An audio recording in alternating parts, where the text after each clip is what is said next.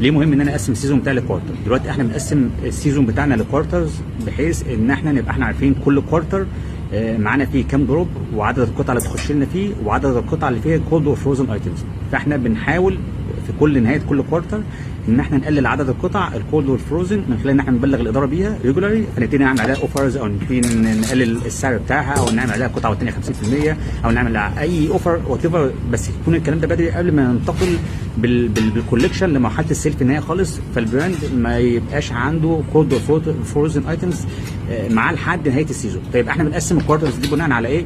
بنقسم الكوارترز دي، السيزون كله عباره عن 4 كوارتر. كل كوارتر بيكون في الكوميرشال المتوسط بتاعه 51 يوم. طيب في الريتيل بيكون متوسط الكوارتر 39 يوم. طب الفرق ده بتاع الايام ده في ان بيبقى فيه دروب للربيع والخريف بتبقى موجوده في كل سيزون يعني.